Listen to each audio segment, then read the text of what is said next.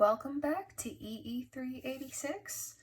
This is going to be lecture 3 for class number 3 for this summer session. And in this lecture, we will go over a bit more about stability, picking up where we left off from the last lecture. Again, working with necessary sufficient conditions or necessary and sufficient criterion.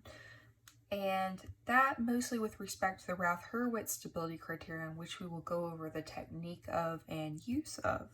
So to pick up from last lecture, we were talking about stability quite a bit, and we talked about the technique on how to characterize a system. And namely, you would follow a certain amount of steps for system characterization.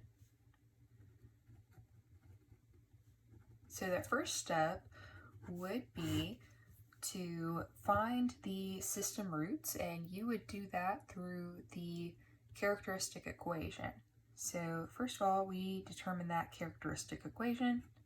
That is determined by placing lambdas in place of the derivatives for the system response, or general solution variable. Characteristic. Yeah, sometimes when you're talking, it is hard to write at the same time. So, characteristic equation, and we also call that the characteristic polynomial. From that, you can get the system roots. And the variable for that was the lambda. And so there's more than one usually, unless we're dealing with a first order system. So we'll say lambda sub I. After that, you may want to plot these on the complex plane if that's necessary. So let's go ahead and list that.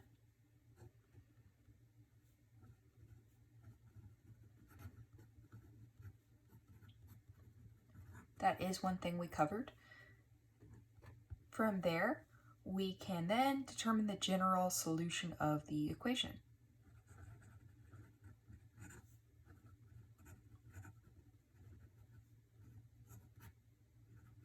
Okay, typically this will be in terms of y, so that will be the y of t equals equation. And that is determined by what type of roots, that was real and distinct, real and repeated, or complex. Those are the three main cases that we covered. And then there can be any kind of subcase where we have a combination of those guys. And then finally, we were plotting the general solution. That ultimately will reveal the stability. Now, we said that the stable case was something that would expand as t increases. The stable case is something that will decrease. Let's go ahead and draw it out, make it extra clear.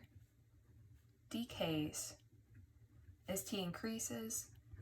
The unstable case is the one that expands, can expand in either direction as t increases. The marginally stable case is one that neither expands as time goes on nor decays.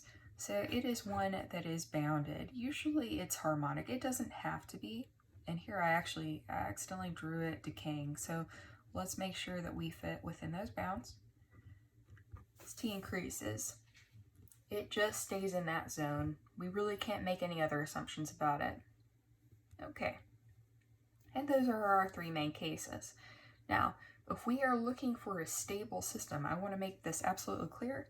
If we are looking for a stable system, in order to say if we have to design a controller or not, the only case where the determination is to stabilize the system with a control, where we do not have to do that, is if we already have a stable system. So if we already have a stable system and our goal, our control problem, is to stabilize the system, we do not need any control action in that case. Otherwise, even if the system is marginally stable, it's still not good enough, okay? All right, so here, stabilize the system.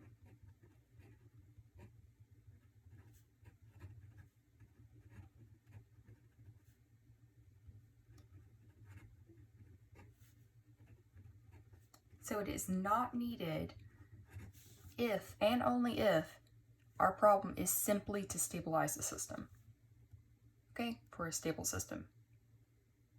All right, hopefully that's pretty clear.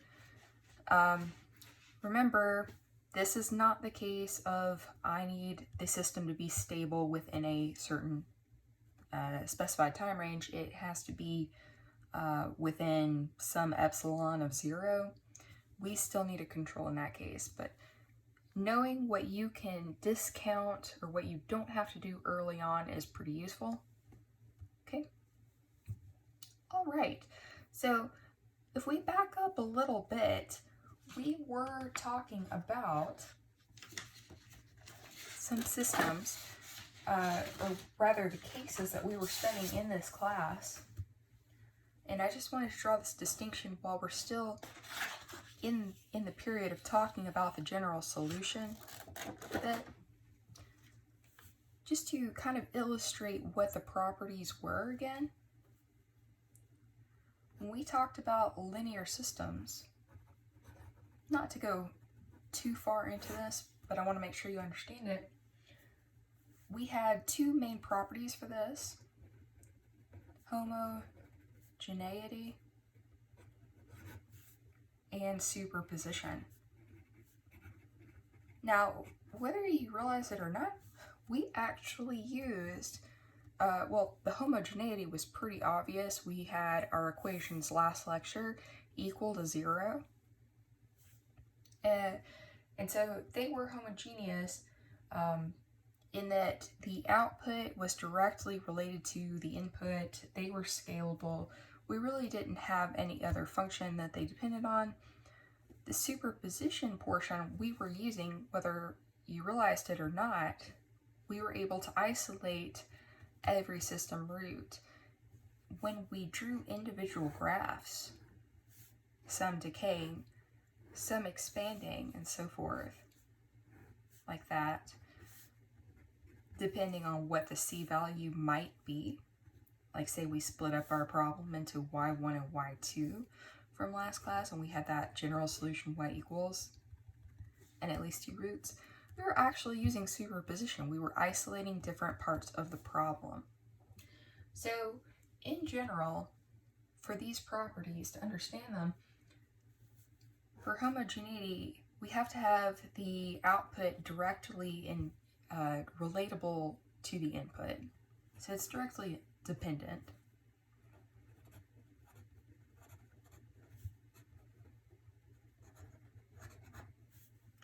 It's essentially, that means it's scalable. And so we can take, like, visualize it in our terms of our system. Remember how we would have an input and an output from the first lecture? Let's say x1 and y1 is our output. We had some operation going on here. If we had a scalar, and we had ax1 multiplied, go through that exact same system process, we should get an ay1 as our output. So that's pretty much what's going on. With superposition, it's sort of similar, but the different pieces are addable. So say we had x1 as an input, and then we had a y1 as our output, and then we had an x2, so a different input, same process, and then we had the y2 as the output. So both of these relate to each other. y2 relates to x1, y1 relates to x1. Then we should be able to say, if we can use superposition, that x1 plus x2, we already know what the output is going to be for that. It should be y1 plus y2. Okay? And that's just kind of a little bit of a explanation of what these terms mean with an illustration. And then remember how we were talking about LTI systems as well? Well, the main thing about this linear time invariant, we kind of talked about that a little bit in the first lecture.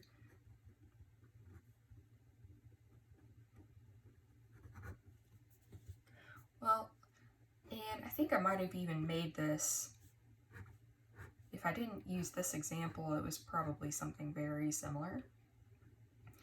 And say we have a slinky that's going down the stairs, or, you know, any kind of process that's like that where we know what is going to happen.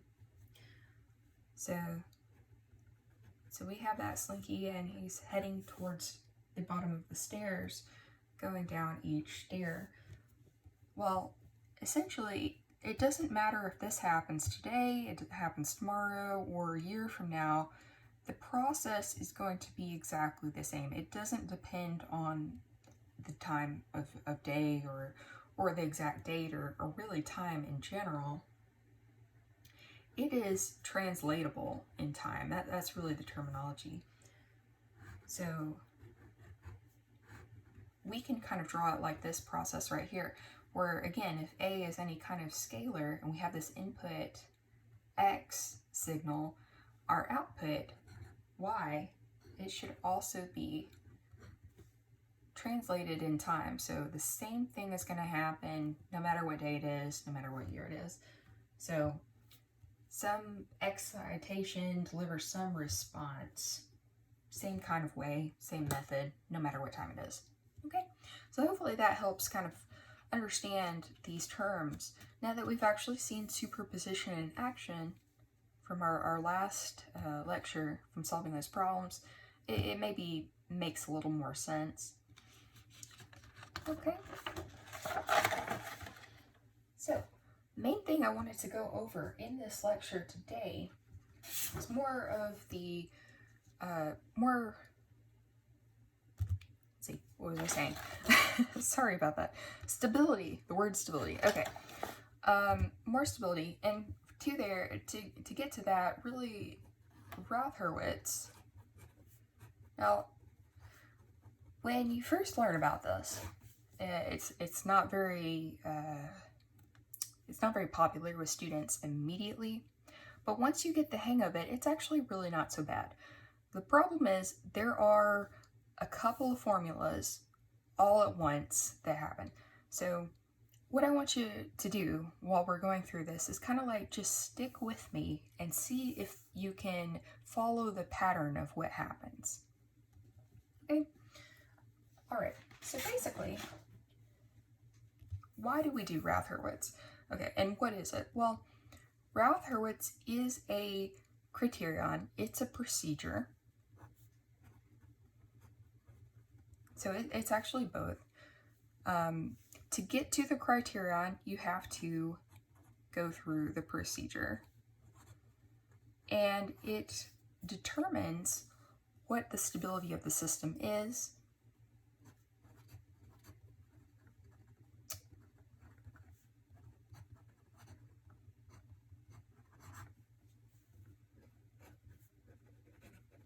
And the way we do that is by developing a couple of rules and a set of conditions.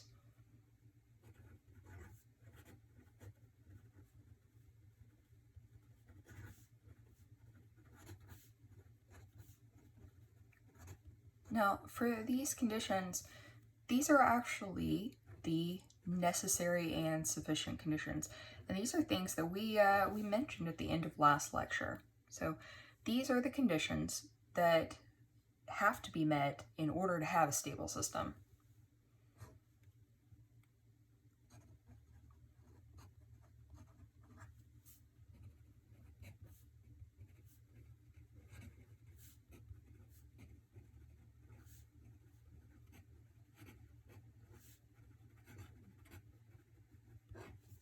Okay. This is usually used for higher order systems, as I think we've mentioned before.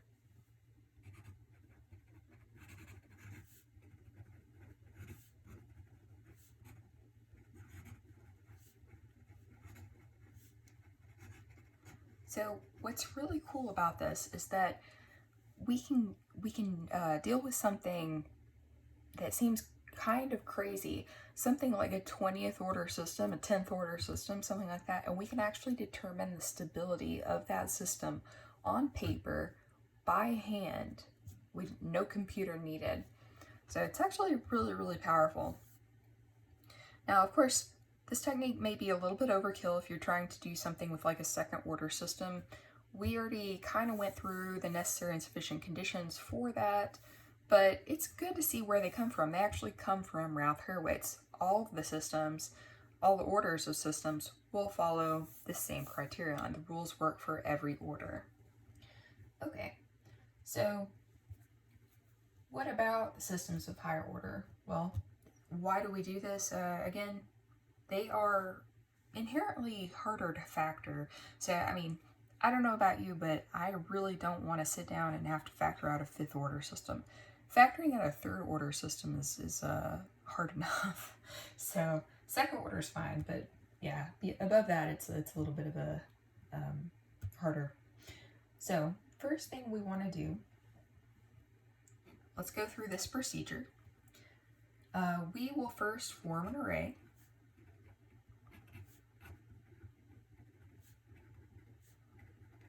Now this is assuming you already have your math model, you already have your differential equation that you're going to work with. First of all, we form the array, and we'll go through this procedure momentarily. You list the coefficients.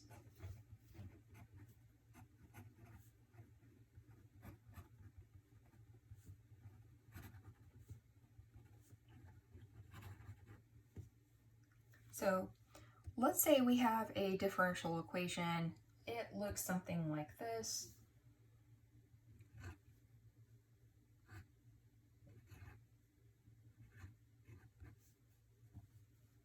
Maybe let's say it's nth order.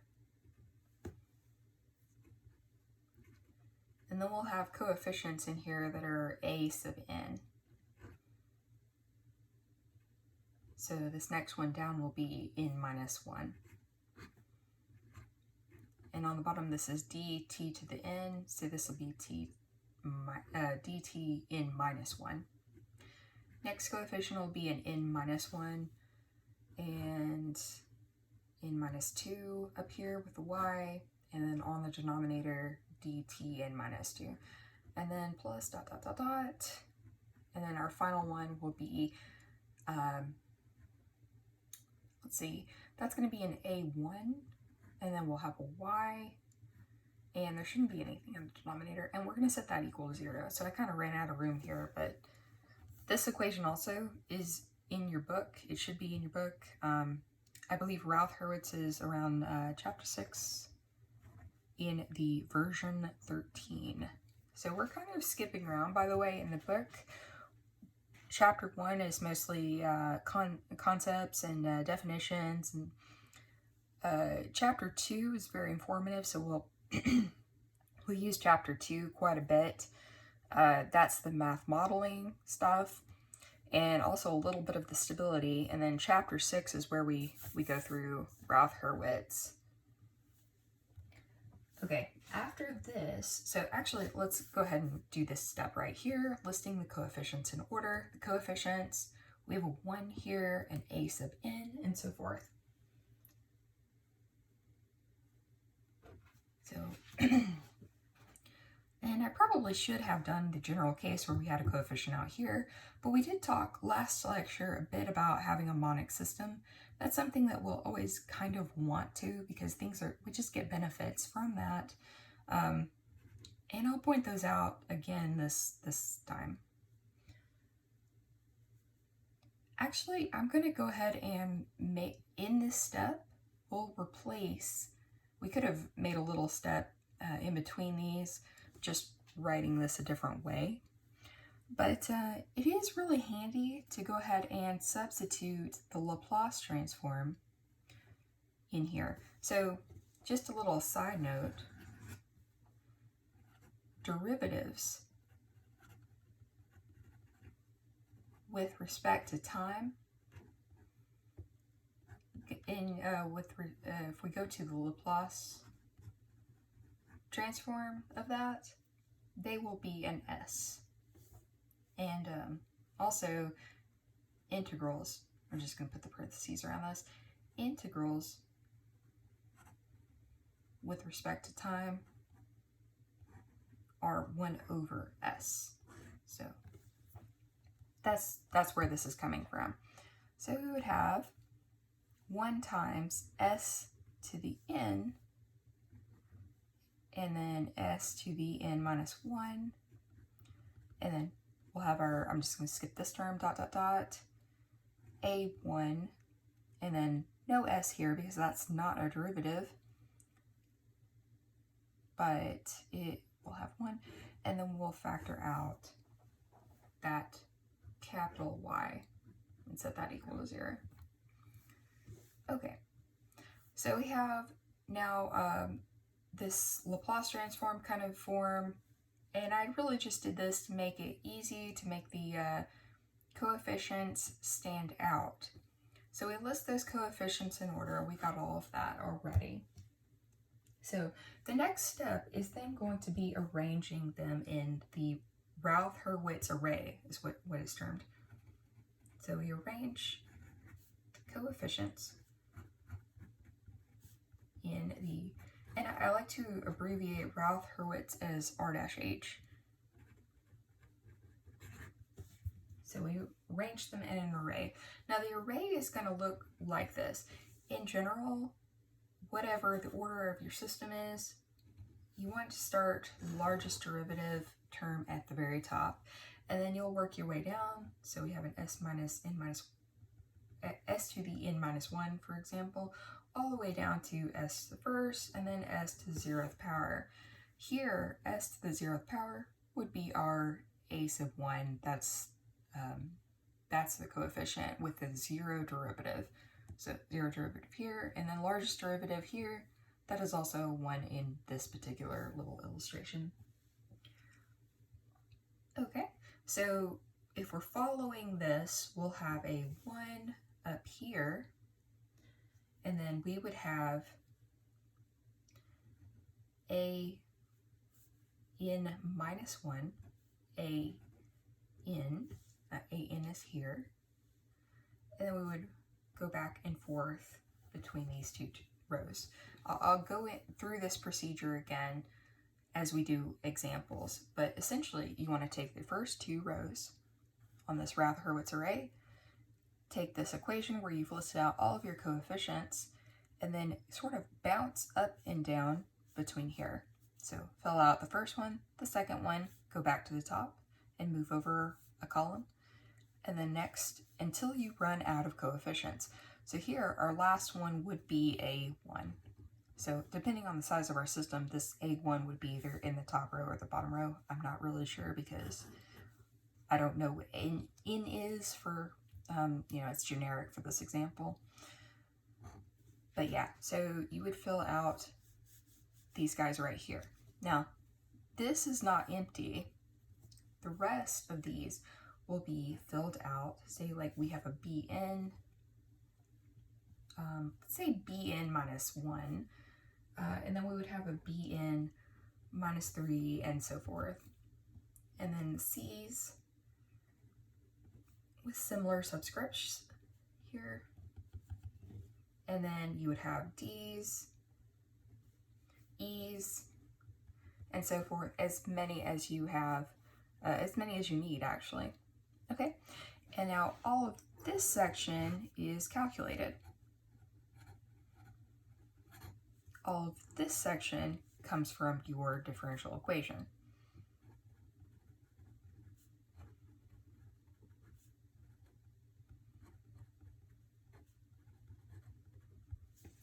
Okay, all right, so after you have calculated all of these guys, you can then write the Routh-Hurwitz first column out, and then you can draw conclusions based on that first column. So the first column, and I always like to add this guide column in whenever I'm assessing the whole system, just keeps things neat. So the fourth step would then be to assess the system, and we'll go into the rules on this, based on the first column. Okay. Essentially, now just to explain it ahead of time, and we'll do examples of this, so don't worry, but as we're going down, we're going to say we have all of these filled out already. We're going to go down the column and look for a sign change. And that is if we have numbers in here. We are looking for how many roots are in the right-hand plane. A sign change is equal to a root in the right-hand plane.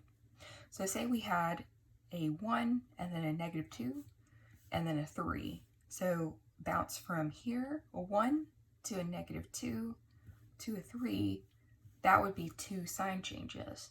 That would indicate 2 roots in the right-hand plane. Okay. If there are no sign changes, we have all of our roots in the left-hand plane and everything is stable. Okay. There are also special rules for how to deal with zeros, and we'll get into that as we get into some examples. Okay, so additionally, there are 4 rules that we have to talk about before we go through an example. So, additionally, for stability,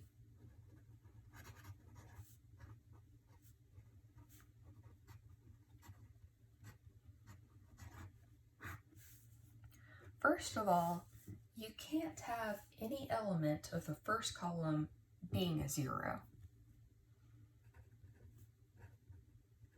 However, and we'll get to the second rule in just a second,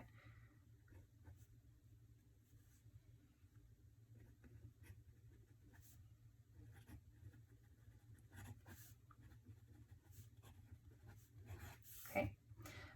So now if there is a 0, there have to be non-zero elements as well.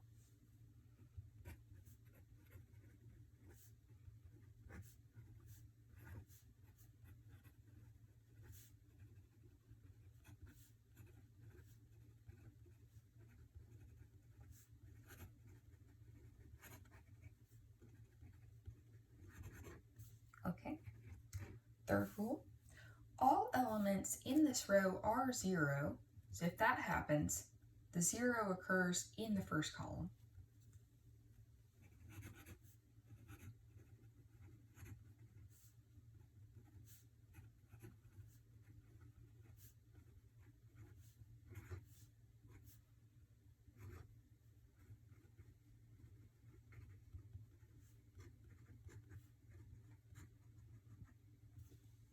Okay, and then finally, number 4 is really the same as number 3, but it's with the repeated imaginary roots.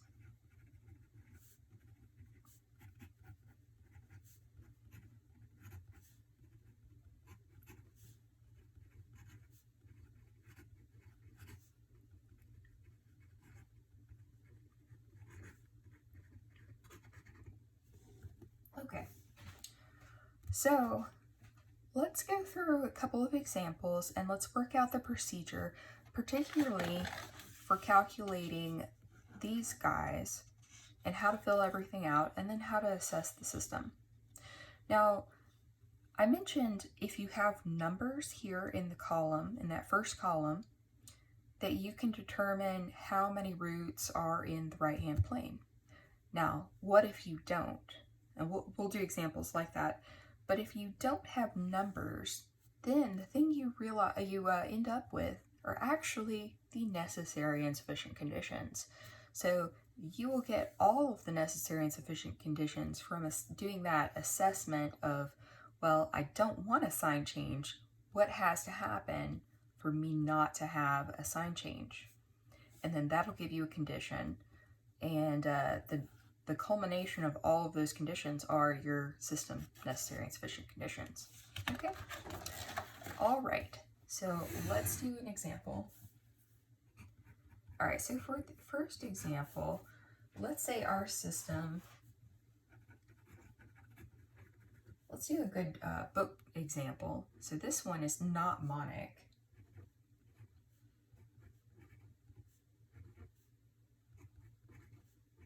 All right, so this is our system right here.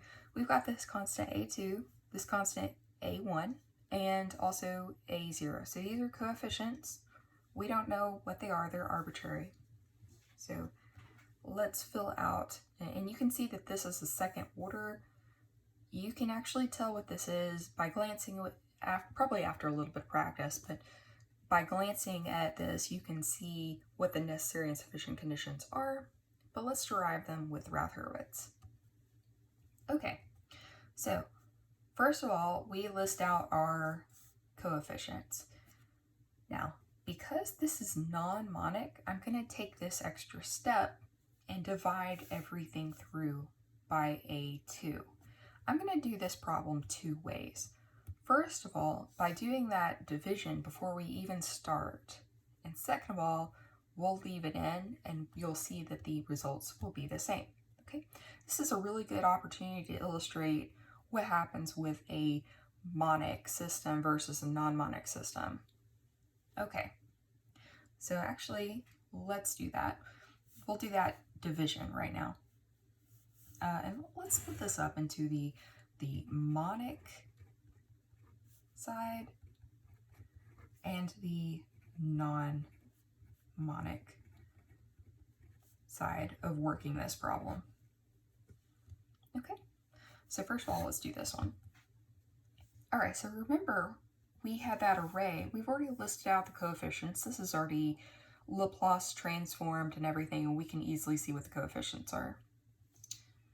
So let's start with S2. That is our top derivative. So that would have been the S sub n, or rather S to the n power here.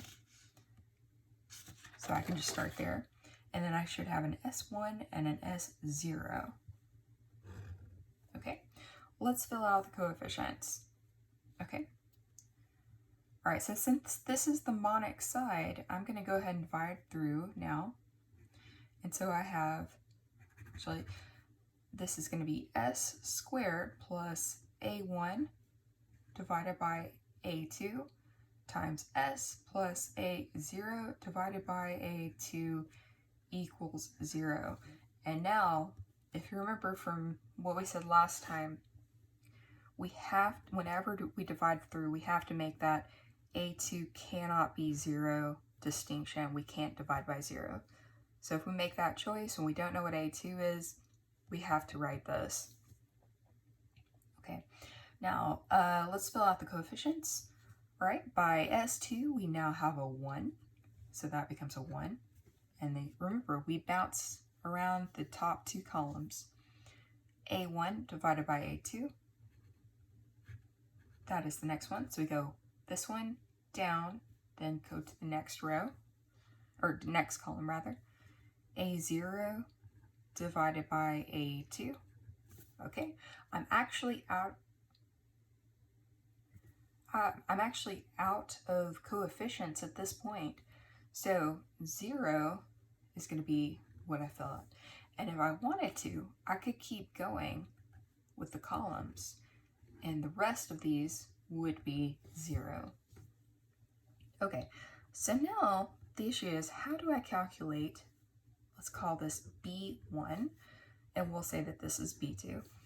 Now, I tried to match the coefficient subscripts of the textbook here. You can actually call them whatever's convenient, whatever makes life easy for you here, but I would recommend using the B, C, D, E, because that's very recognizable with this technique. Okay, so to calculate B, this is the formula. There is a formula for if you are in the first column, which B1 is, and there is a formula for if you are not in the first column, which B2 is. So these are very similar in formula, but they are not exactly equal. All right, so let me explain. To calculate B1, in general, you will want to take -1 divided by the element directly above it, in this case A1 divided by A2,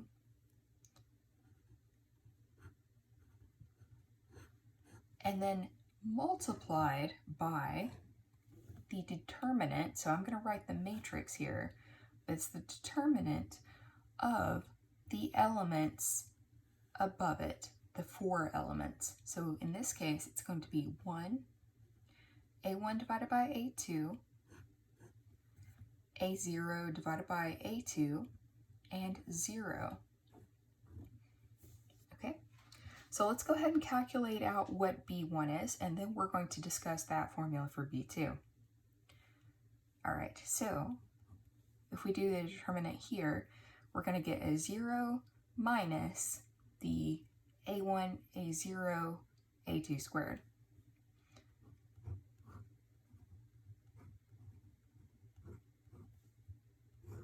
So we have that 0 minus A1, A0, A2 squared. Okay.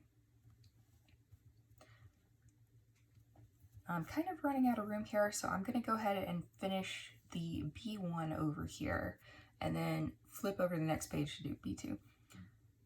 Okay, so these are two negatives, so if we multiply that out, we would get a positive number. And let's follow over here. And so we've got A1, A0 over A2 squared. Now this is divided by a fraction, so we can use the reciprocal of that. And since they're scalars, it doesn't matter the order, so I can write this on the other side. So we have A2 and A1. Okay, so now I can make a cancellation, and it looks like another cancellation, and I'm left with A0. So B1 is equal to A0. All right, so let's talk about B2. So B2, and actually, let's keep that monic side, non-monic side.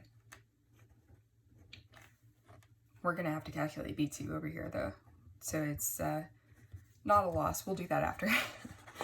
All right, so the formula for B2 is going to be much like the formula for B1 starts out, negative 1 over the first column entry right above it. So negative 1 over A1 divided by A2. So that's the first column entry that is right above B2. It has to be in the first column. Negative 1 over this. Okay? The next part is the determinant of, and now since I am not in the first column, I cannot use the column I'm in. So B2 actually cannot use the A0 over A2 0 column.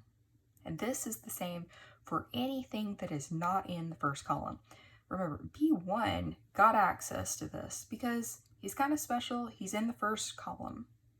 So this square right here is the determinant matrix for B1. But B2, we can't use this column. And if we were calculating a B3, the same thing would happen. The first side, the first column, is always that first column right there. Okay, but we can't access this A0, A2, or 0. So the second column for our B2 calculation is actually going to be 0, 0. So let's write that out. Okay, so it is negative 1 over A1, A2. And if it seems like I'm going really slow, I really just want to make sure that this is very, very clear. And then the first column, A1, A2, and then 0, 0, okay? You see that? Oh, we can't use this. All right, so let's calculate this out. Well, look at that. Do you remember your rules from linear algebra? How taking the determinant, we cannot have a row of zeros, or the determinant 0. We cannot have a column of zeros, or the determinant 0. We're going to see that So negative 1 over A1, A2. And now 0 minus 0. So actually, B2 equals 0. Now let's rewrite our column, or actually let's rewrite our array real quick. So we had that S squared, S1, S0, 1, A1, A2, and then the B1, which turned out to be A0. And then we had A0, A2, 0, and B2, which was 0. Now, let me show you a trick real quick. I knew that B2 was going to be 0 because if I looked right above it, these two elements right here were going to be 0. These are the ones that we include in the matrix. We did write it out, but you can just look at the array and you can tell that it's going to be 0. Okay, likewise, if we had a B3 out here, we would also have a column of zeros, and it would also be 0. So this is 0, and anything out here is going to be 0 as well. Okay, so it is time to make our assessments. What matters is this first column. I like to write the guide column with it. It just makes it easier, I think. So we don't have numbers, but we can still make the assessments and get our necessary and sufficient conditions. Let's do that jump and then that jump. Okay, what do I need in order to secure no sign change? 1 is a positive number, so I need this guy to be positive. So I can write A1 over A2 has to be greater than 0. Okay? Knowing that this now has to be 0 so that I don't have a sign change, so that I don't have the implication of a root in the right-hand plane, means that I now have to have the A0 jump. This now has to be positive. So A0 has to be greater than 0 as well. These are my necessary and sufficient conditions. If these are met with these coefficient values, then I have a stable system, guaranteed. Okay? Simple as that for a second order system. This was pretty simple. Let's rework it real quick with the non-monic side. Okay, so if I took this equation just as it was, then I filled out S squared, S1, and S0, we would have A2, A1, A0, and then a 0. Okay, we now have to calculate B1 and assumably the B2. Although remember what we learned before, we know B2 is going to be 0 because we have 2 zeros making up the column of our determinant matrix. By the way, this is always going to be a 2 by 2 that you take the determinant of. As this grows, like say we usually use Routh Hurwitz for higher order systems. This is the formula. This isn't going to be like a 9 by 9 or anything like that. It's not going to escalate. So it's not going to be that bad. That would be pretty bad if it was. But anyway, we know B2 is going to be 0, so I don't have to worry about calculating that. All right, just B1. All right, so now our formula for B1 is negative 1 over the first column entry right above it, which is A1. Our determinant is going to be, since he's in the first column, he can use everything in here. So A2, A1. I don't know why I determined that that was going to be a male B1. I just, maybe I should use gender neutral labels. I don't know. Anyway, couldn't resist making that joke. But anyway, the B1, we calculate that. And now the determinant, negative 1 over A1. The hardest part of this course is going to be dealing with my corny humor. I am so sorry. But anyway, so we do that, and then we make that multiplication, that cancellation, A1 cancels out, and now we have an A0. Well, look at that. B1 is A0 just as before. Now we do have a slight difference in our first column. Let's explore that. So since B2 is also 0 over here, our first column, S squared, S1, S0. And then B1 was A0. Okay, let's assess our system over here. All right, going from A2 to A1. What can I say about that? Well, in order not to have a sign change, I need A1 to have the same sign as A2. So let's say that, how do we do that? Well, we could write absolute value of A1 is greater than A2. We're not sticking with this, don't get worried. What does that show? Actually, that doesn't work at all.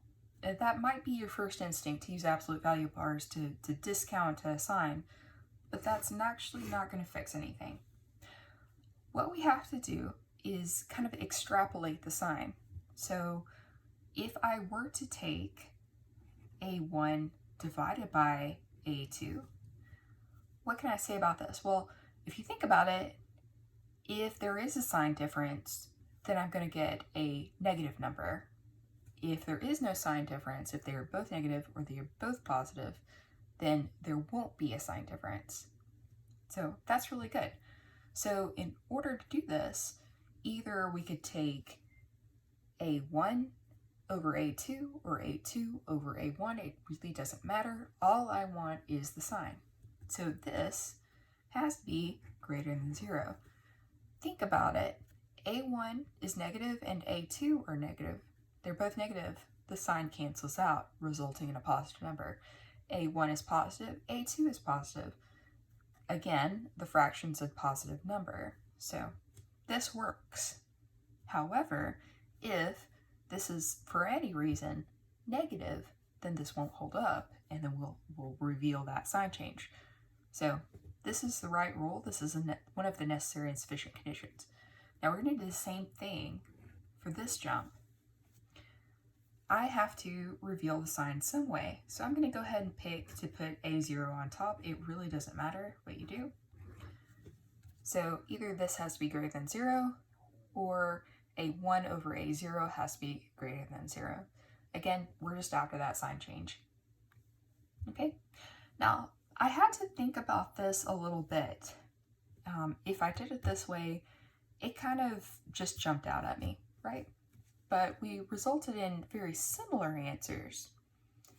So over here, I'm actually allowing another case. So I'm allowing A1 and A2 and A0 to have more flexibility with the sign. Okay. And over here, we didn't do that. We just said, I want the positive case. We determined that this is going to be a positive case because we put a positive 1 here by dividing by that A2 initially. Okay. All right. So necessary and sufficient conditions on this side. So you might be thinking, which side is right? What is acceptable? Well, I am always going to be fine with you using the monic side if you want to. Now, just be careful. If you choose not to do this, that's fine, but you are going to have more conditions to deal with. You're going to have to make sure that you get the necessary and sufficient conditions right. You have in this a case of positive and a case of negative. Both are valid, okay? All right, so let's do another example. So a little bit higher order system. Let's try third order.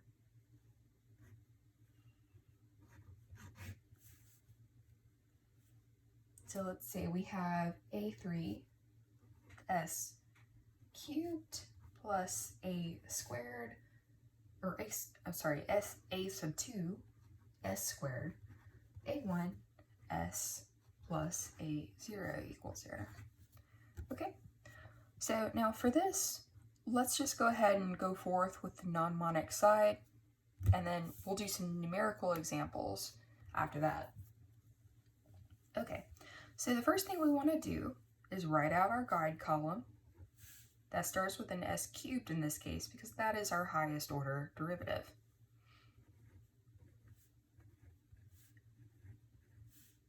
Okay, all right, so now jump on the first two rows. Let's go ahead and jump between them and fill out our coefficients. All right, so we start with the highest one, and that is a3, and then we have an a2, and then an a1, and an a0. Okay, we could say, if it's useful to us, everything else out here to the right-hand side is going to be 0. There are zeros from then on. Okay, we then know that because these two are zeros, we can make that assumption that this guy, or rather that assertion, because we know it for a fact, this is going to be 0, this element. Okay. All right, so we need a B1, and we also need a C1. Okay. I can look up here and see that these two are zeros, so I know that this element is also going to be 0. So now, without calculating anything, we have filled out as much as we possibly can. We need to calculate B1 and C1.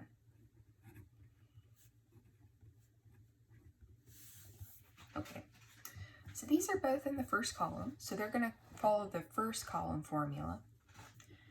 B1 equals -1 over the first column element right above it, which is A2. Okay. And then we fill out the matrix, A0 and 0. Now, can you tell me what my mistake was here? Yep, I was looking at the wrong row. So this is actually not the right determinant matrix. We almost got there. Sorry about that. You do want to kind of keep this very, it's easy to get confused. I've done this example many times, but it is very easy to get disoriented and confused if you're looking at the wrong row. Okay, so sorry about that. Hope that you caught that as well. All right, so -1 over the first column element right above it, which is A2, and then we fill out our matrix, which is going to be A3, A2, A1, A0. Okay, now we can go ahead and calculate that determinant.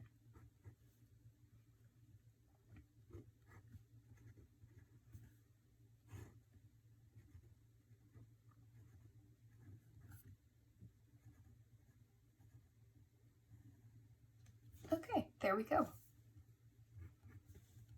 So now what we'll want to do is, if there is any way to simplify this, so really kind of not, we can go ahead and get rid of the negative sign and distribute it here. So we'll go ahead and do that, but there's not too much we can do.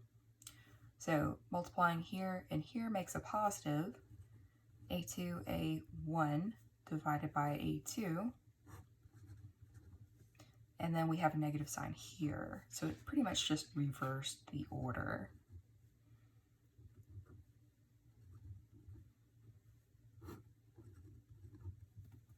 Okay, so that's what we've got. We could cancel that A2, make it A1 minus A3, A0 over A2, but that's really the most we can do. Okay, so now let's calculate C1. Now C1 is going to follow the same formula as B1, we just move down 1. It's also in the first column, so we can use the first column in our determinant matrix. Okay, so we do -1 over B1. Now, I'm going to stop right here for a second. B1, we know what that is, right? We just found it. Do I want to plug that in right now? No, I really, really don't. you might find that the B1 would cancel in some way, and you would waste all of that and possibly create errors by plugging this stuff in, especially if it's bigger than this, okay? Which sometimes you get pretty big equations. Just work with this until you get to your final result, okay? And then you can plug it in if it's necessary. That is my recommendation anyway. Okay, so our determinant will be of A2, B1, A0, 0.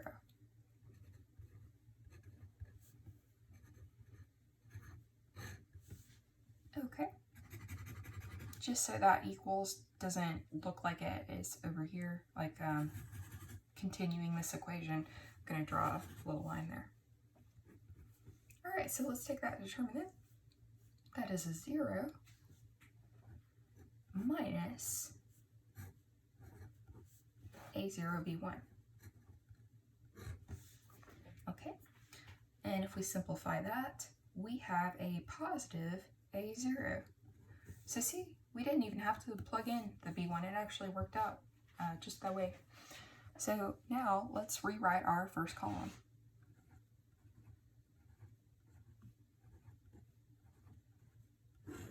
Okay, we've got A3, A2, we've got a B1,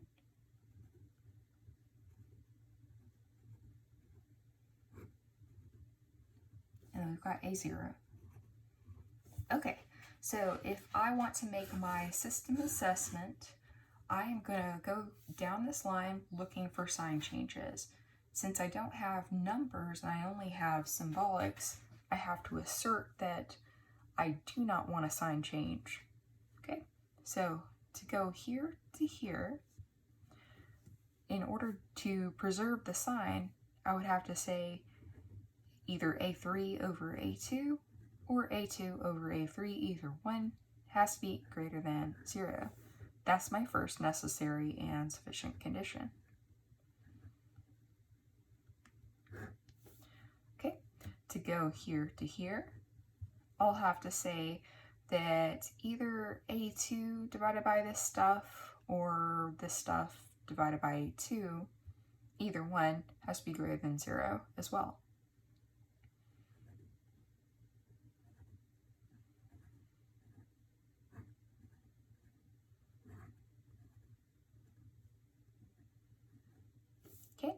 And then finally, going from here to here, same sort of thing.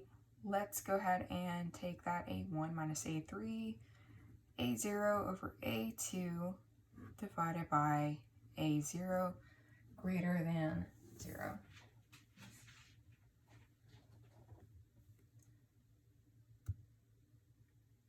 So,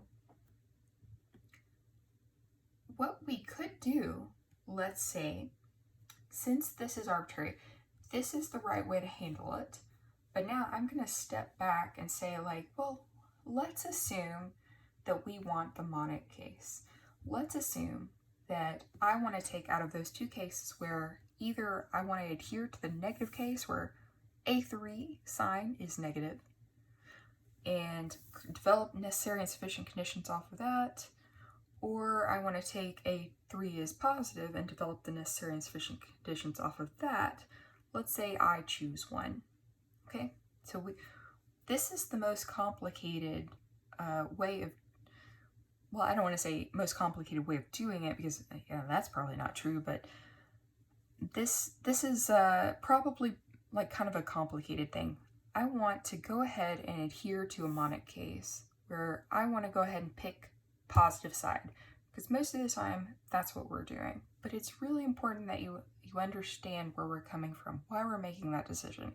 So let's say that I want to pick right off before I make this assessment A3. By the way, no matter what, this is correct.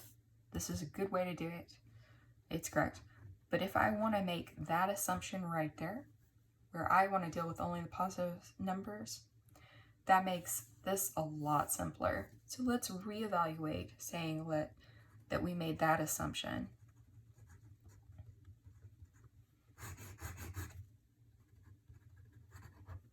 that is not required for system stability. That is going to limit our cases. Okay, I want to follow this way because they do work the examples in the book with this assumption. Okay, this is where it's coming from. Okay, so I now have my first column, S3, A3,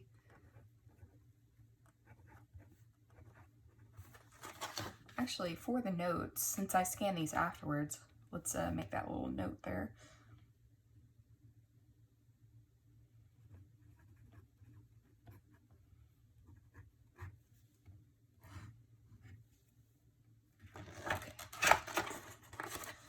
A2, and then we have the A1 minus A3, A0, A2, A0. Now this is kind of the way that you're going to be working these problems with this assumption already in place.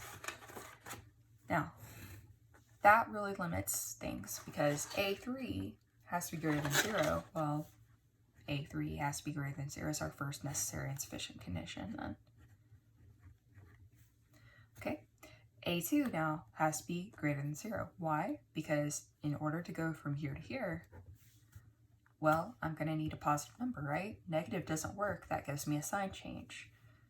Going from a positive number to a negative number would mean that I have a sign change, which implies a root, a system root, in the right-hand plane, which means instability. We don't want that. We are determining the conditions for which I have a stable system guaranteed.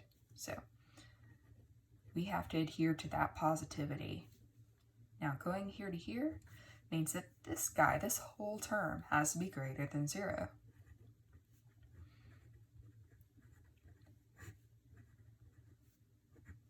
Okay, I can actually simplify this a little bit and say A3, A0 greater than A1.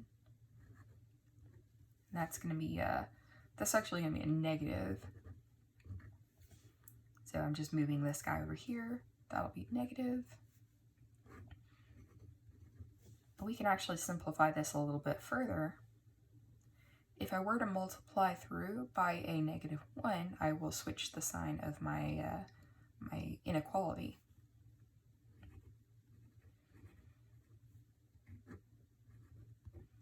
And I'm also going to multiply through by the A2. Okay, that's my second condition, or my third condition rather. And now, the only one that's left is A0, that's a single term, still have to be positive, so there we go. Our necessary and sufficient conditions are A3 greater than 0, A2 greater than 0, A0 greater than 0, and A1, A2 greater than A3, A0.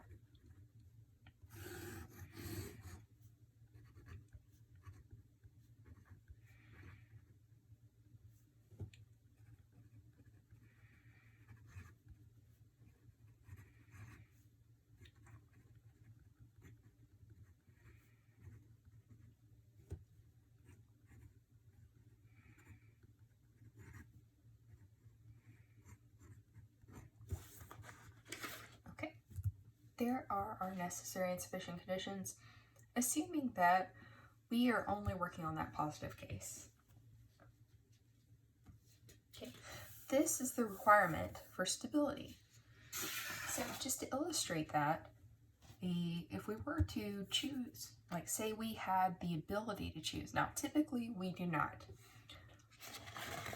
Excuse me. This is a system. This is our problem. This is our scenario. This is not our control. We can't design this. Not typically anyway. So we don't really have the ability to choose these coefficients. They are determined by the system. But if I were able to pick, just to show you, illustrate that what would happen, let me see here. Let's do, just gonna rewrite the system and then we'll do like 2 cases.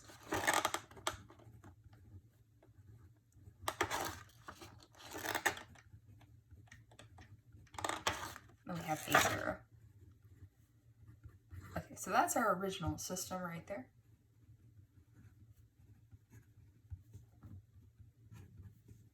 So if A3, let's say A3 is positive, it's 4.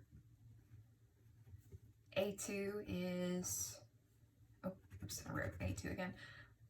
Let's say that this is 2. And then we have a -4, S. And then we have a 5. Now you probably can tell from that negative, this is going to be unstable. But let's point out where that fails. So this is A1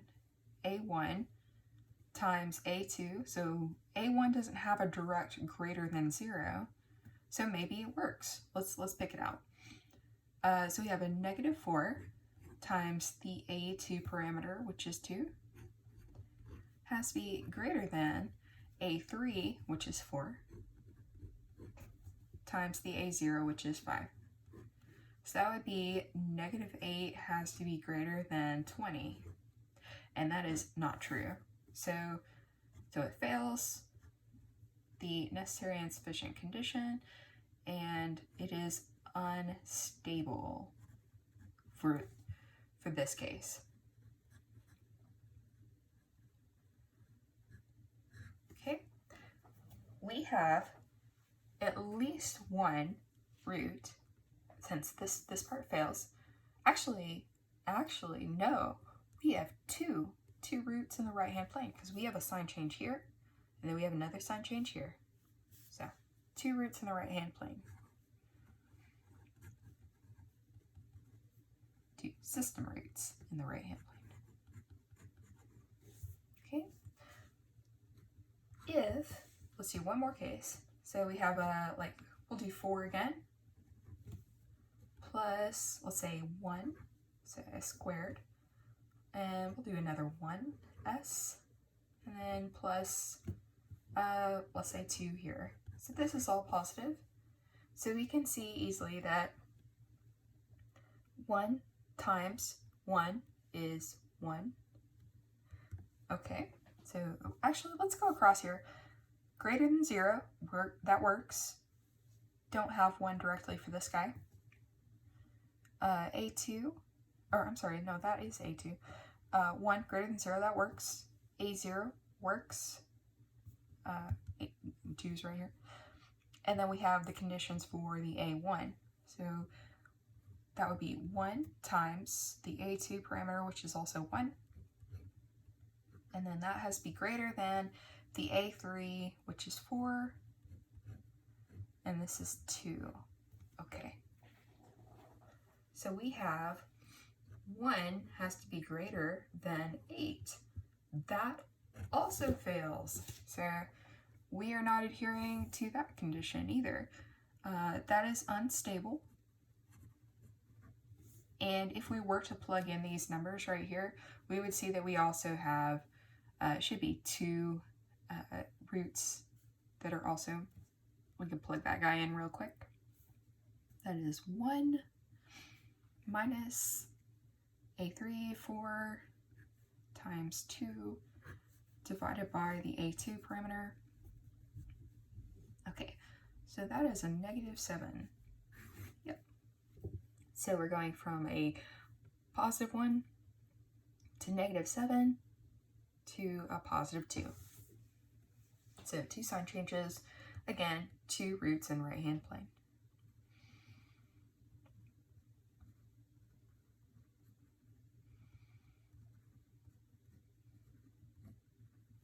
Okay, so hopefully you see how we did that. All right, so let's do just like 2 more examples. We'll do a number example, and we'll do a parameter example.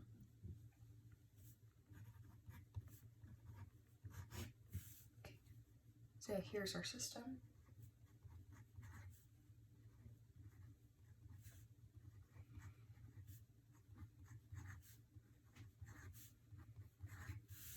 Okay, let's fill out our array. S cubed is where we start. That is our highest derivative. We have S squared, S1, and S0. coefficient for this guy is a 1, then we have a 10, then we have a 31, that's the next one, and then a 10, 30. Okay, after that, we have only zeros.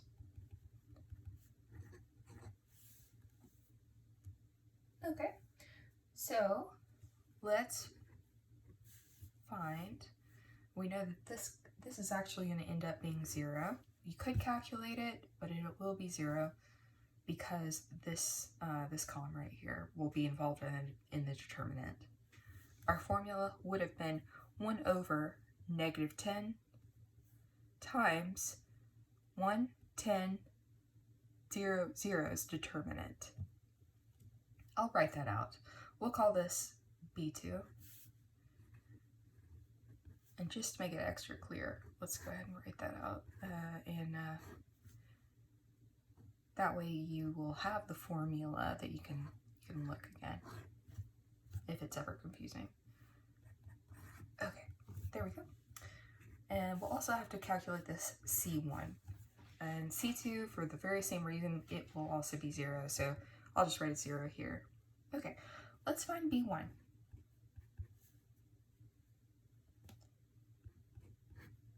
Okay, negative 1 over, first column element right above it, which is 10, and then the determinant of 1, 10, 31, and 10, 30.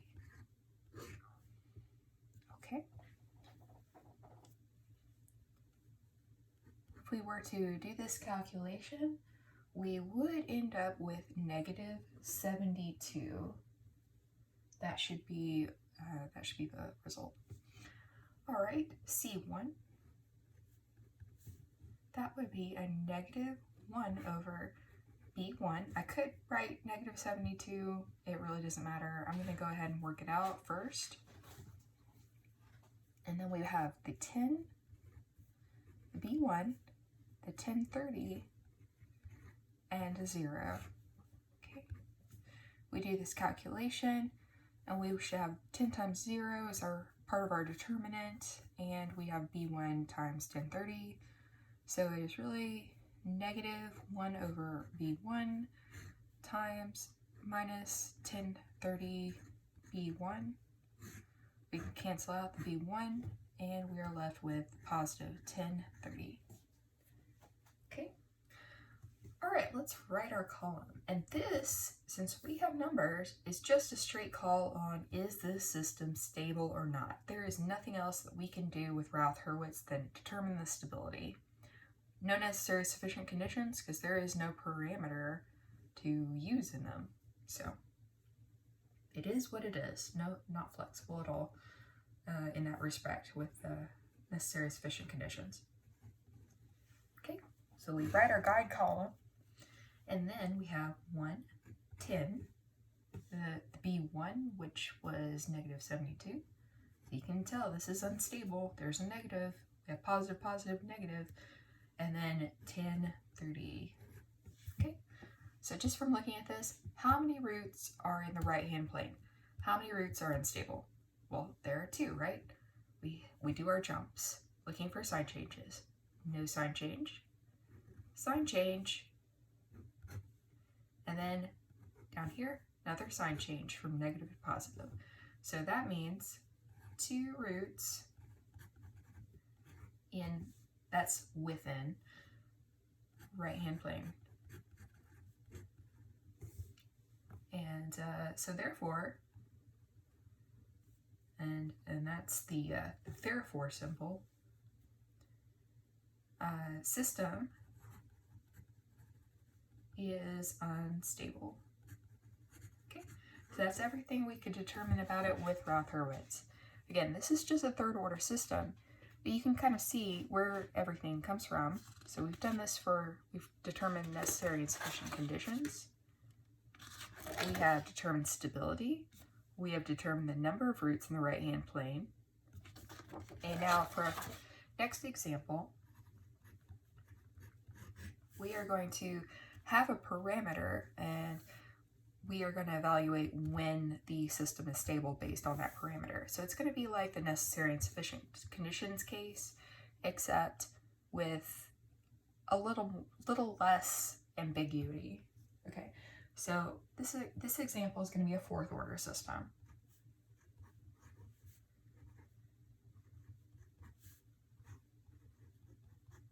So I really like giving these questions on a midterm or final. I just think this is really a good question. Evaluate several things: Routh, Hurwitz, and system stability, and then also use of necessary sufficient conditions. So it's really good. So expect one kind of like this. All right, so first thing we want to do with Routh Hurwitz is write our guide column. So our top derivative is the fourth power, S4, and we just go ahead and go down to S0. Okay. Now let's fill it out. Remember, we only fill out the coefficients on the top two rows. So this one's a 1.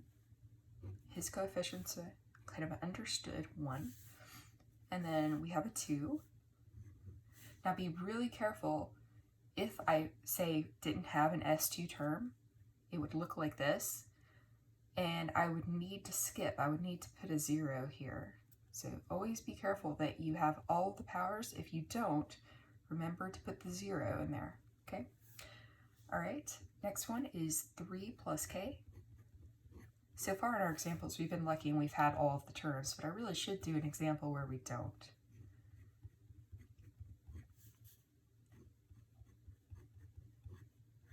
Okay, we ran out of coefficients after the second 1 plus k, and so everything else from that point on is 0. Okay. We have a B1, we'll have a B2, and then B3 is going to be 0 because we have these two zeros out that would be involved in the determinant. Okay, we have a C1. Our C2 is actually going to be a 0 because of these two zeros. We can write a 0 here as well. We have a D1, and our D2 is going to be 0 because of these two zeros would be involved in the determinant. Okay. All right, let's calculate B1. Right, it's a first column value, so it has access to everything above it in the first column. All right, so we have a negative 1 over the first column value right above it, which is a 2. And then the determinant is 1, 2, 3 plus k, 1 plus k. Okay.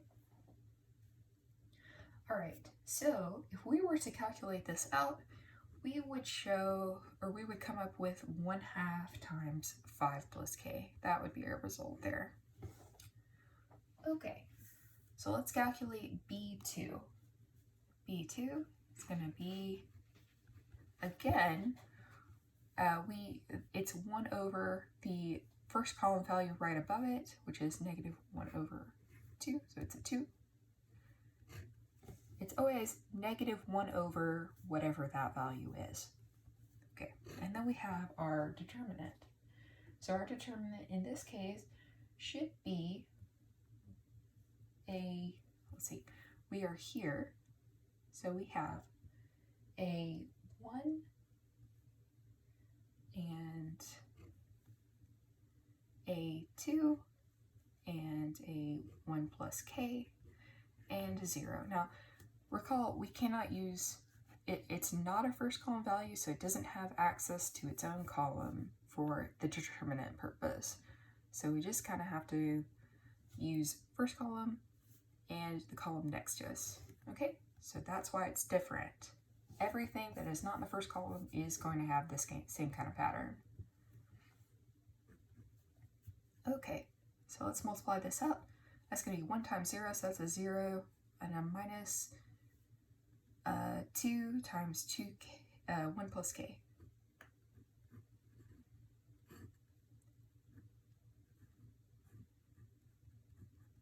Okay, there we are. All right, and we can actually cross out those negative signs and actually cancel out the 2 as well. So the value is going to be 1 plus k. All right, so let's go on with C1. That's going to be negative 1 over the first column value right above it, which happens to be the B1.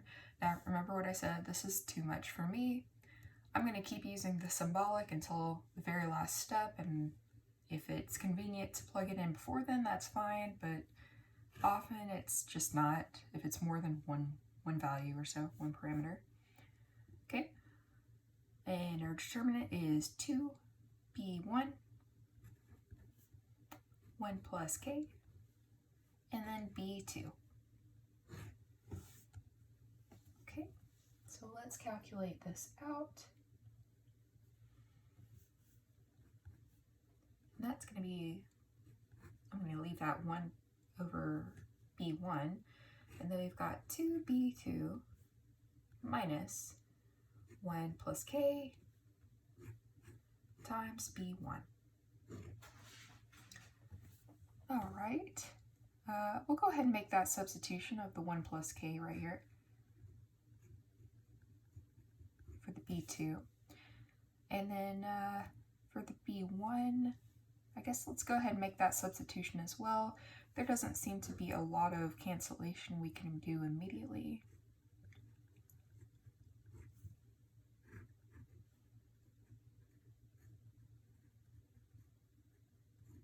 Okay, there we are.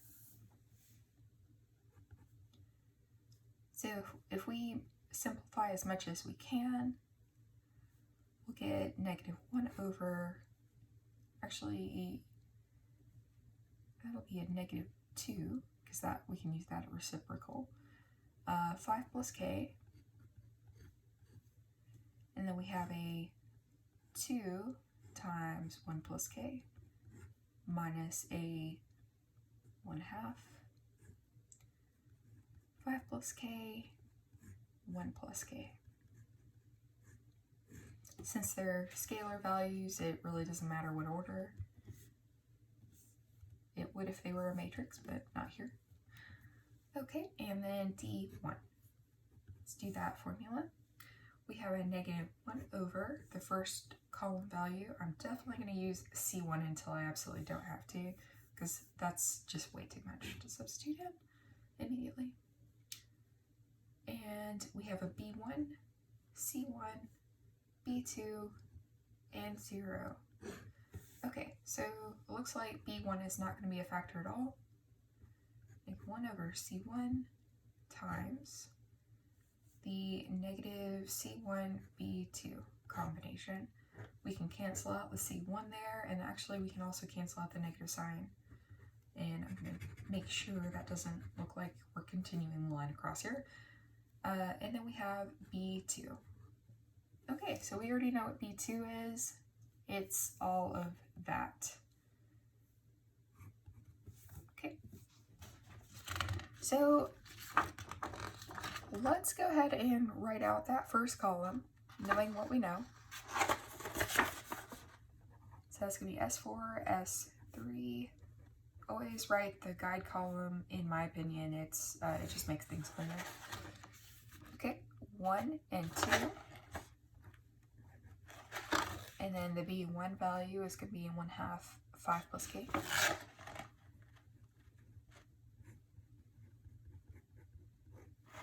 And then the S1 value is going to be C, and C is all of this right here. And we can actually factor out, I didn't see this a moment ago, but we can actually factor out the 1 plus k. So let's do that. There, 5 plus k, right there on the denominator. And then we are left with a 2 and a 1/2 5 plus k.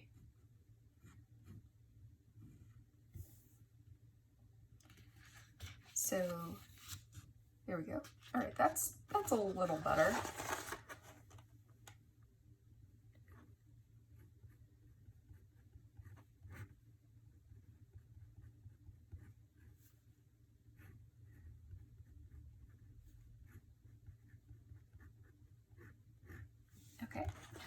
And for the S0, we have a D1. D1 is, again, B2. Okay, so we've got that same value. That's actually really good for us. If values are repeated like that, it means we have to do less evaluation afterwards. Okay, so for this problem, we are now trying to find out the stability of the system. If there is a parameter, though, that is not a number, we need to develop necessary and sufficient conditions. So necessary and sufficient conditions when system stable. This, because we only have one parameter, when is the system stable?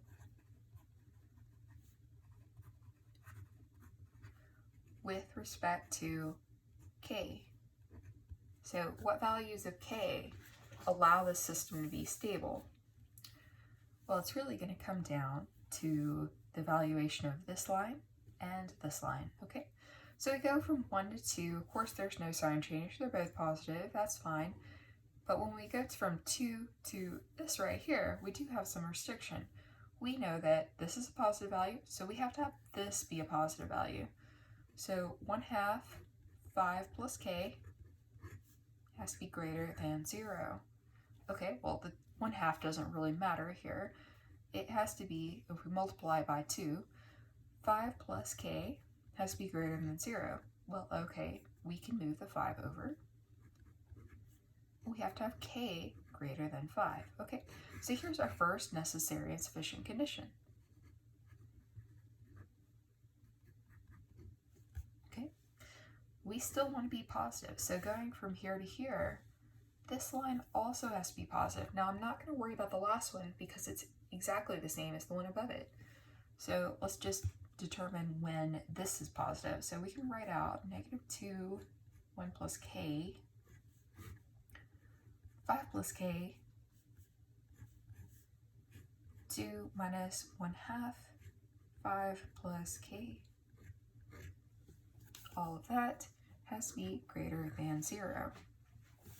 Okay, well, I am assuming that k is not going to be -5, by the way.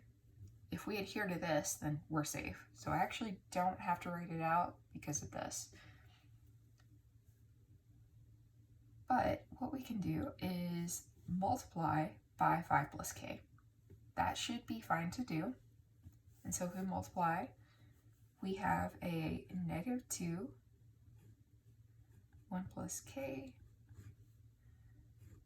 2 minus 1/2, 5 plus k. And that should all be greater than 0, ideally. All right, well, what if I divide by the -2? Well, let's go ahead and distribute this first, and then we'll deal with that. So I have -2 times 1 plus k times 2. That would make this a 4. 2, -2 means that this is going to be positive, and then we're going to have 2 divided by 2 is 1. And we'll just have the 1 plus k times the 5 plus k. I'm not going to multiply that out yet unless I have to. All that has to be greater than 0. I can actually just move this over. So let's do that. So we have 1 plus k times 5 plus k greater than, and the subtraction actually goes away. It becomes positive once it moves over here. 4, 1 plus k. Now I'm actually going to divide by the 1 plus k, get rid of that. That means I actually don't have to multiply this out, which is great. I don't have to FOIL that. And then we have 5 plus k greater than 4. Okay, well, let me subtract the 5. So k has to be greater than, once this is subtracted, it's -1. So if I adhere to necessary and sufficient condition number 1, I am automatically adhering to this number 2. So this one actually isn't a necessary and sufficient condition because it is covered in this first case. So this is actually my only necessary and sufficient condition. Okay, so therefore, let's say therefore, for any k greater than 5, the system is stable. Now, I don't think that I made any math errors here. If I did, do please let me know if you see them. It happens sometimes that there's a sign error or something like that. Just an artifact of working problems out. That isn't a huge deal to me on a test. The procedure is, the conclusions are. Being knowledgeable about these concepts, that's the big thing. I don't typically count off for a sign problem very much, if at all, but if something happens early on, it affects a whole lot of stuff. Yeah, we might have to take off a point or two, something like that, but nothing devastating ever. So don't be afraid of that. The procedure is what to know. The conclusions, concepts about the system, that's what I'm really interested in you learning. So for any k greater than 5, the system is stable. Example, k equals 5, or actually no, k equals 6. That actually wouldn't work. K equals 6, 20, 100, and such. Okay, so that is how to use Routh Hurwitz essentially.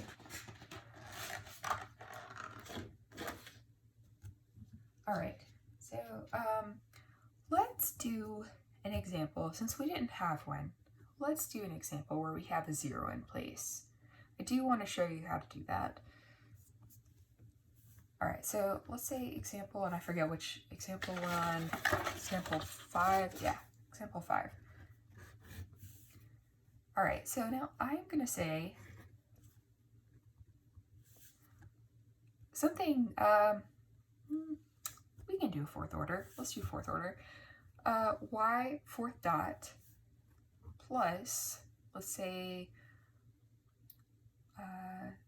y 2y 2nd dot, yeah. And we'll do k y dot plus y. All right, so there's our system. You notice what's missing? 4th order, 2nd order, 1st order, and 0th order. We don't have our 3rd order. So when we write out the S version, if you want to do that, you can go straight from here to the array, but let's match the book's technique just to match our other examples. We have 0. It's kind of a good idea to do that.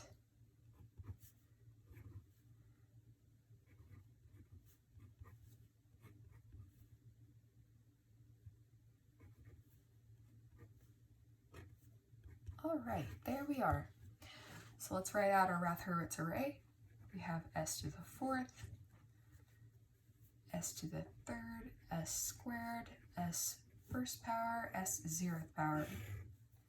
Okay, 1, 0, 2, k, and then 1. And do you notice what I did wrong here? That's right. I wrote these in a straight line right here. It's very easy to lose track. Actually, I didn't do that on purpose. But if you're constantly evaluating, hey, that doesn't look right, or you're missing a step, like I have been making this dotted line, it's very easy to get distracted. Just try and recognize it early on. Okay. So there we go. And now we need to fill out the B1, B2, and do I need to fill out B3? I have 2 zeros up here. I shouldn't need to. I have a C1 and no C2 because 2 zeros here. And then we have a D1, and we should not have a D2 because, again, 2 zeros here. All right, and then we can make it even. All right, B1. Goodness, how do I handle a 0 in the first column? Didn't we have a rule about that? Yes, we did. And I know this lecture kind of goes on, so it's been a while since we touched on these at the very beginning. But we did have these these 4 rules at the very beginning. There's no element that's 0 in the first column, but if there is, then there has to be non-zero elements as well. Well, yes, we do have that. There's at least a 1. Okay, but how do I proceed? Since this is a pretty big deal, and if I just straight out calculated it, I would be doing a negative 1 divided by 0. I can't do that, right? Well, the way you handle this is to substitute a small epsilon. I'm going to circle this guy. So substitute a small epsilon, okay, for the 0. Only in the first column.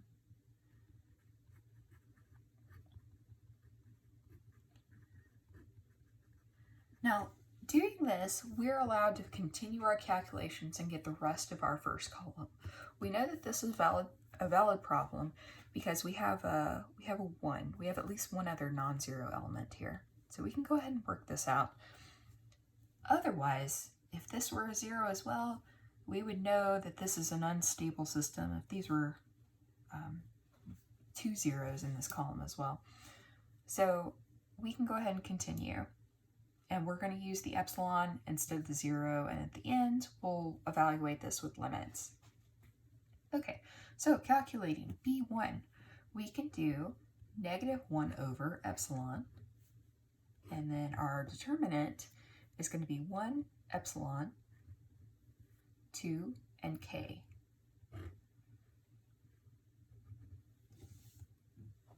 All right, so let's go ahead and multiply that out.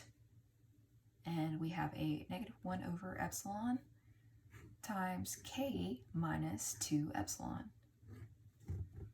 All right, there's really not a lot we could do. We could multiply this out. It's not really a big deal.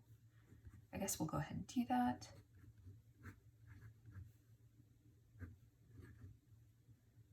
And that becomes a positive. Okay, let's calculate B2. B2 is negative 1 over epsilon as well. It is the first column value that is right above it for that divisor. All right, we take the determinant, and that's going to be 1 epsilon, and then we're going to have to use the 1 and 0 because we cannot use our own column since we're not in the first column. And that's the rule for anything that's not in the first column, once again. 0 right there. Okay. So we have, if we multiply this out, negative 1 over epsilon times 0 minus epsilon. We can cancel that out, and it is going to be a positive 1. All right, C1, let's calculate that.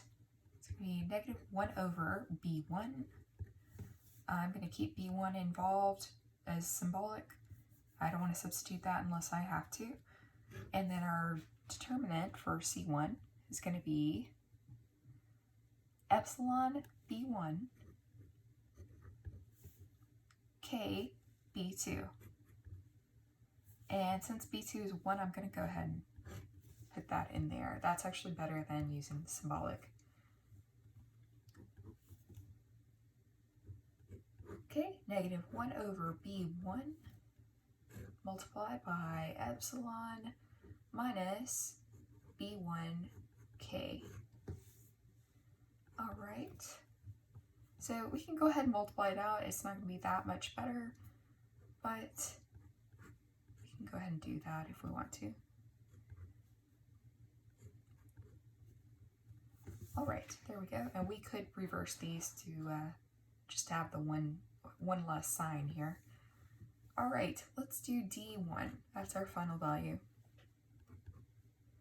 that we have to calculate, that is. Okay, -1 over C1.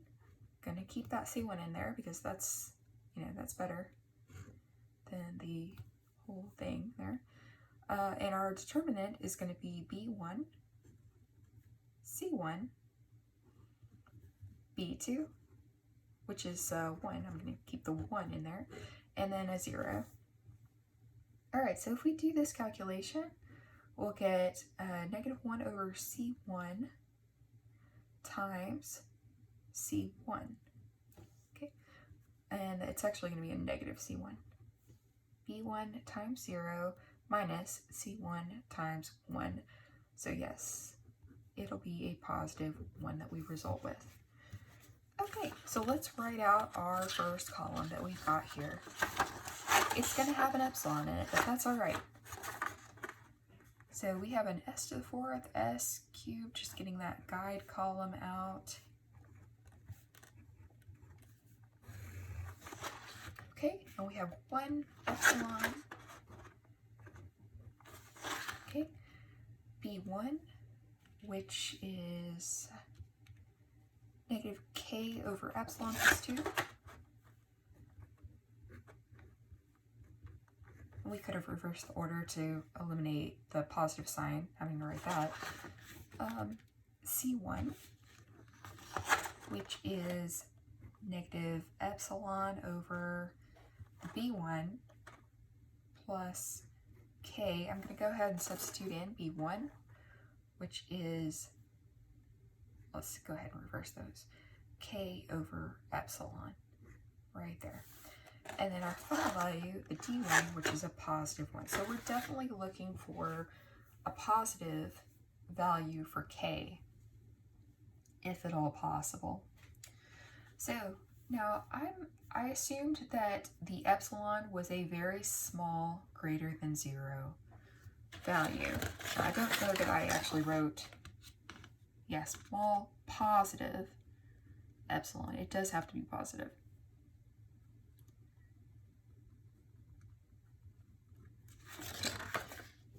Here, so we made that substitution.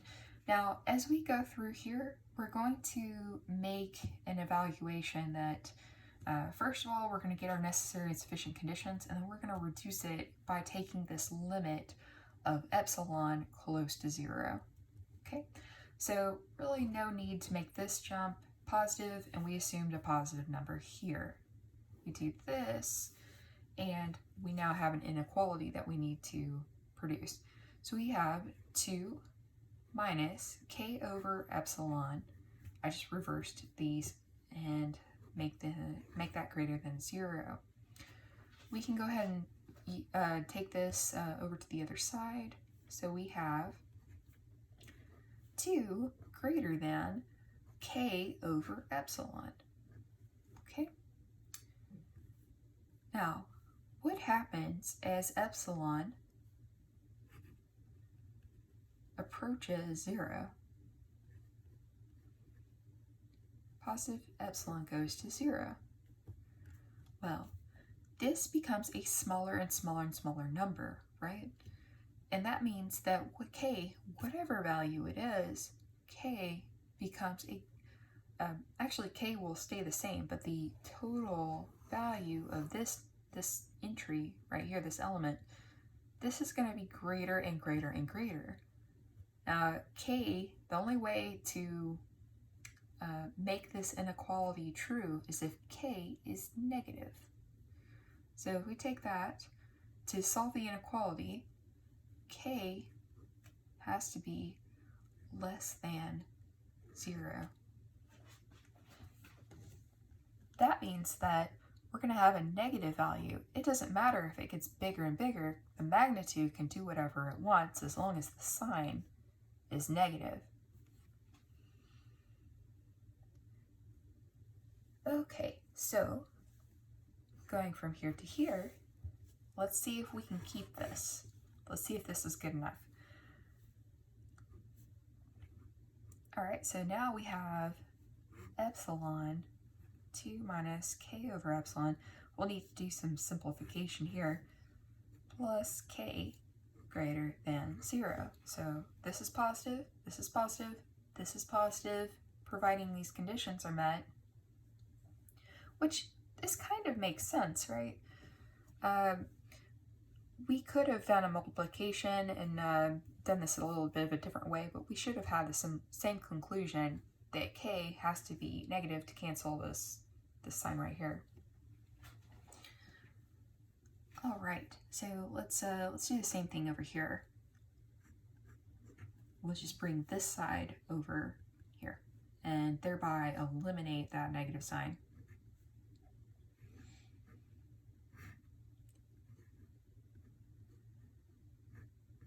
All right, I'm going to get a common denominator here on the bottom.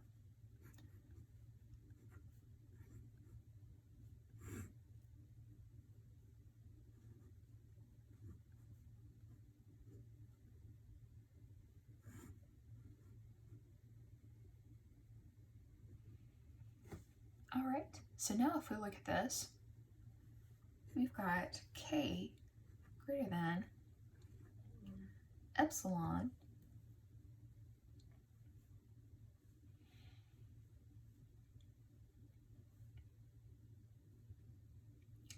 and this, if we multiply by that reciprocal,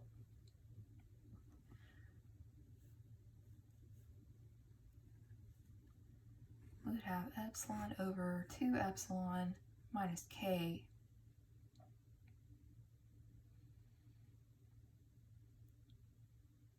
okay. Excuse me. Okay, and so that will result in epsilon squared over 2 epsilon minus k. All right, so we'll have to do some evaluation here. So what happens now is we take the limit of epsilon close to 0. This is going to grow, this is going to shrink, and this is going to shrink pretty fast. And then we'll have something shrinking on the denominator as well. It'll be shrinking with subtracted by a k as well. So actually, what we could do, yeah, that actually might be good enough. So k has to be greater than all of this right here, which is going to reach 0 pretty quickly.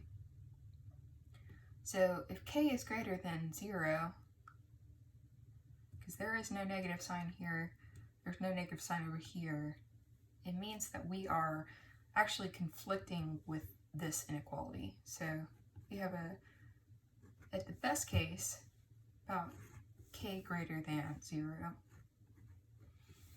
So k greater than 0, but k less than 0. Can't do both. Here, can k be equal to 0? Yes, k can actually be equal to 0. So there we go. K has to be greater than 0, but k can be less than or equal to 0. And so this is actually completely opposite cases. So there really isn't, we can stop right here. Going from here to here really won't do much for us. There really isn't a case.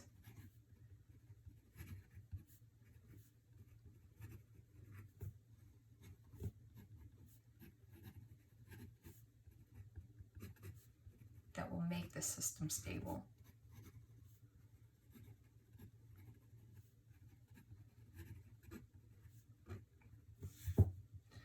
But it is good that we went through this exercise so that you can see what to do in the case of having a 0 in the first column and then how to evaluate it.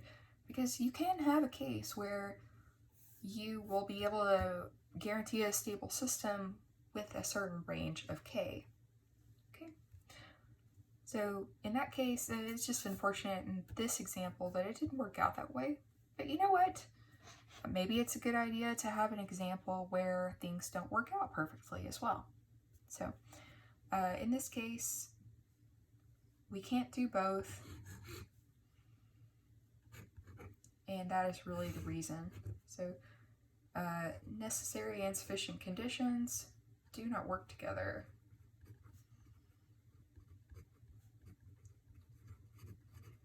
Now, in the off chance, like, I like this conclusion because I like the demonstration of it. And it's totally possible, again, that if I work this out, because I did just make up this example, it's totally possible that I made a sign error or something like that. If I did, again, let me know. I'll be glad to make a correction video or correction upload of some kind. Yeah, this is actually a really good case. It doesn't make the system stable. So now I think we've seen every kind of thing you can do with Routh Hurwitz, at least for this course. And then also we've seen every kind of outcome. You can provide the necessary and sufficient conditions. You can determine the range of K, if it exists, that'll make your system stable. You can evaluate the stability of a system based on if you have numbers that you can evaluate. And then you can also determine, in that case, how many roots you have in the right-hand plane. So that is equal to the number of sign changes. Okay. All right. If you have any questions, please let me know. The conclusion of this lecture should enable you to take the quiz, and it should also enable you to do all of the homework problems. Okay. As said before, the quiz is due by Monday following the week of this lecture, and then also the homework and the quiz are due that day. That would be the Monday following this week of this lecture. Okay, I'm glad to help you if you need any help or you have any questions. And thank you for joining me. Hope it was clear.